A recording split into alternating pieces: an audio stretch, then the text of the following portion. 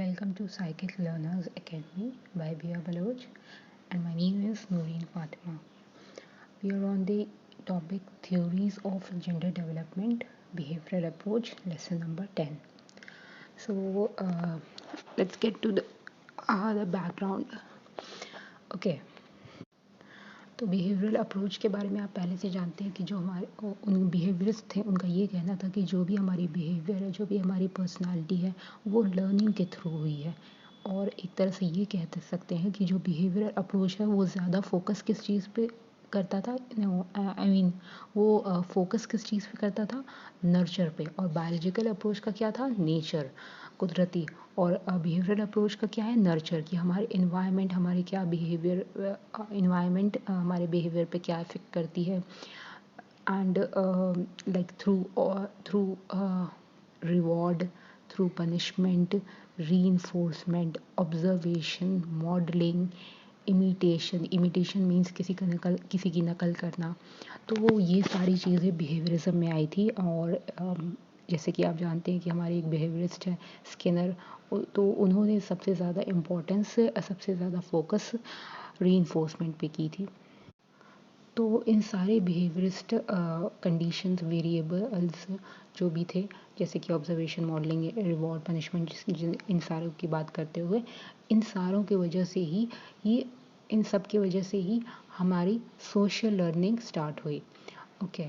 तो वो behavioural approach में, according to behavioural approach, gender के जो रोल्स होते हैं, जैसे मेल का क्या रोल होगा, फीमेल का क्या रोल होगा, वो हम तीन एस्पेक्ट में पढ़ेंगे। पहला है क्लासिकल कंडीशनिंग, दूसरा है ऑपरेंट कंडीशनिंग, एंड तीसरा है learning by observation.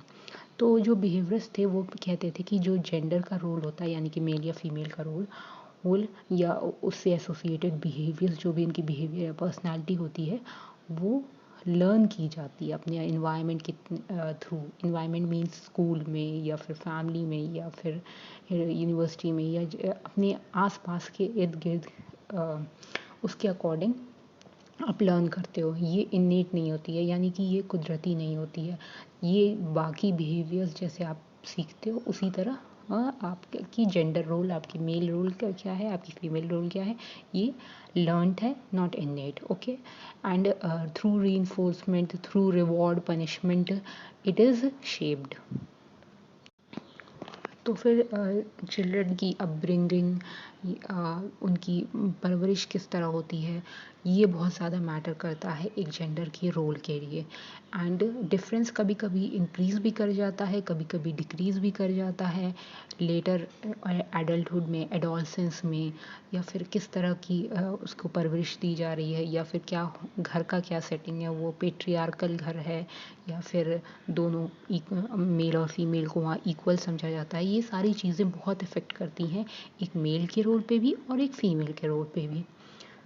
For example ले लेते हैं कि अगर घर थोड़ा पेट्रियार्कल है तो औरतों को उस घर में दबाया जाता है, उनको कमतर समझा जाता है, उनको थोड़ा लो समझा जाता है। तो उस घर की लड़कियां जो बेबी गर्ल्स होंगी वो उसी तरह अडेप्ट होंगी, ये वो उसी तरह उनके बिहेवियर होंगे। फिर वो भी ख़ुद को कमज़ोर समझा करेंगी और वो सोचेंगी कि हाँ women are women and men are not equal. तो ये इन सब चीज़ का कहने का मेरा मतलब था। एंड खैर आप इसमें दिया हुआ है गिब्सन 2000 उन्होंने क्या बोला था, हस्टन ने क्या बोला था, तो आप लोग ये प्लीज़ याद कर लीजिएगा, ये काफ़ी इम्पॉर्टेंट होता है एग्ज़ाम में। Because through these references you will be giving your answers. Even areas, different cultures पे भी डिपेंड करता है जेंडर रोल।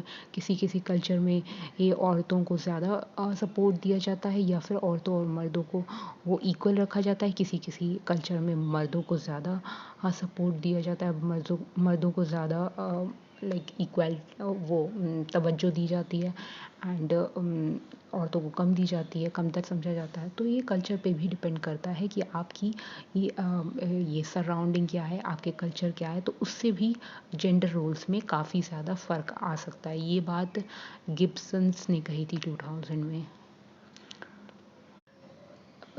अब आता है क्लासिकल कंडीशनिंग। क्लासिकल कंडीशनिंग को के बारे में आपको मालूम हुआ पहले से। उसमें लर्निंग किस तरह होती है? एसोसिएशन के थ्रू।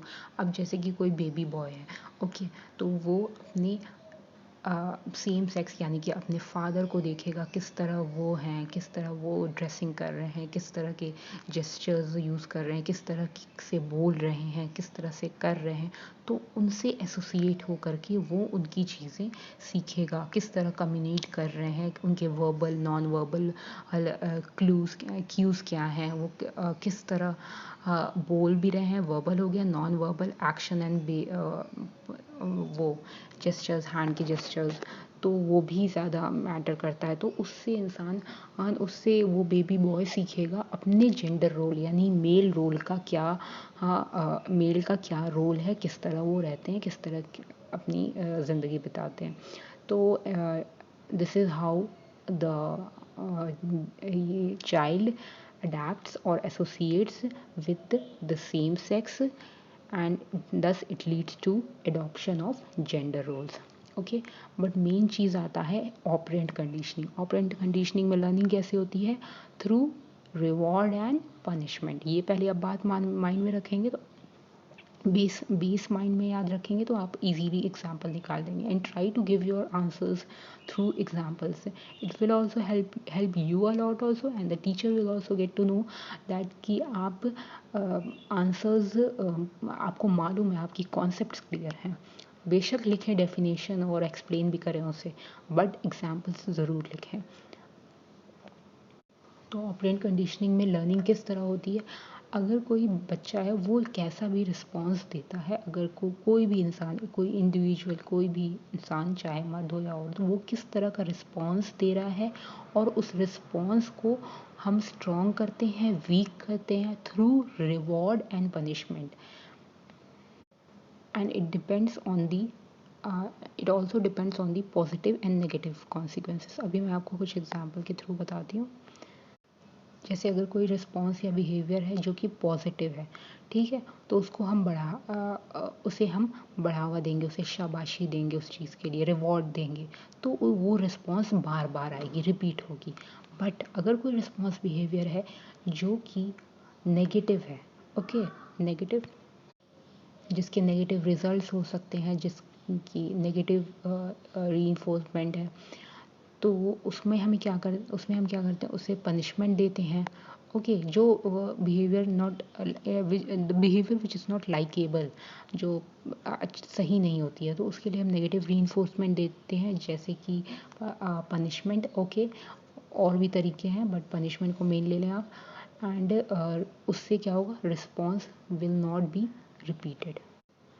आई एम सॉरी, वो नेगेटिव रीइंफोर्समेंट मुझे नहीं कहना था, वो मुझे पनिशमेंट कहना था। Negative reinforcement and punishment are two different thing. तो अगर कोई बिहेवियर अनलाइकेबल है तो उसके लिए हम पनिशमेंट देते हैं, एंड देन वो उससे रिस्पॉन्स रिपीट नहीं होगा। फॉर एग्ज़ाम्पल, अगर कोई रिस्पॉन्स है जैसे कि आपके में दिया हुआ है कि एक बेटा अपने बाप को कॉपी कर रहा है, तो उसे पॉजिटिव रीइंफोर्समेंट किसके थ्रू मिल रही है? एप्रिसिएशन, यानी कि अप्रिशिएट कर दे रहा है, शाबाशी दे रहे हैं, तो वो रिस्पॉन्स रिपीट होती रहेगी। वो बच्चा अपने बाप की के बिहेवियर या फिर जो भी चीज़ें हैं वो कॉपी करता रहेगा। अगर कोई ऐसा रिस्पॉन्स है जैसे कि लिखा है कि boy likes washing his clothes, ठीक है, या फिर आप ये भी ले लें कि boy likes to cook for himself, या फिर किसी और के लिए भी, या घर के लिए, बट उसे कोई रीइंफोर्समेंट नहीं मिल रही, कोई शाबाशी नहीं मिल रही, लोग उस पर ध्यान नहीं दे रहे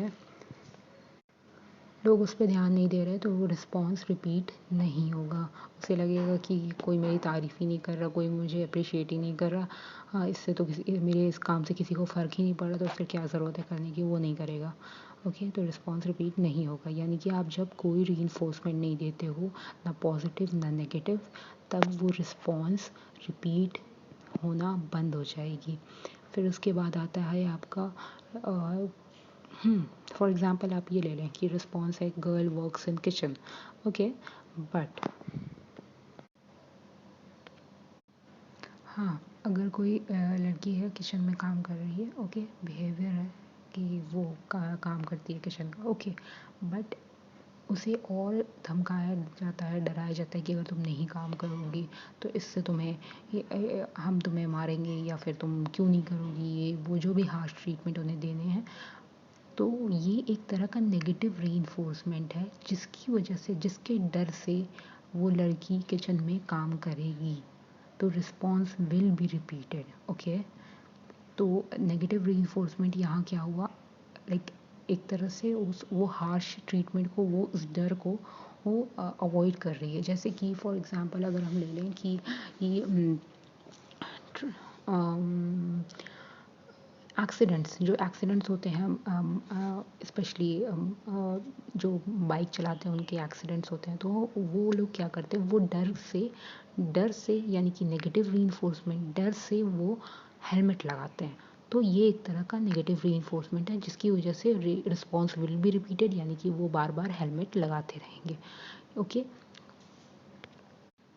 अगर कोई बच्ची है, छोटी बच्ची है, अगर वो कार कार के थ्रू प्ले कर वो खेल रही कार के थ्रू खेल रही है, या फिर वीडियो गेम्स खेल रही है, अपने भाई से लड़ के खेल रही है, वो जो बच्चे जो लड़के लाइक बेबी बॉयज़ होते हैं, वो लड़कों वाले गेम्स खेलते हैं ना, तो उसी तरह अगर लड़की है, कोई छोटी बच्ची है, वो उस तरह खेल रही है, लड़कों की तरह खेल रही है, बट घर में उसे डांट दिया गया, पनिशमेंट, यानी कि या उसका मजाक उड़ा दिया गया कि तुम इस तरह क्यों कर रही हो, तुम लड़का हो, ये वो, ये डांट भी दिया गया इस तरह नहीं करते, क्योंकि ये लड़कियां इस तरह के गेम्स नहीं खेलती हैं, लड़कियां डॉल्स से खेलती हैं।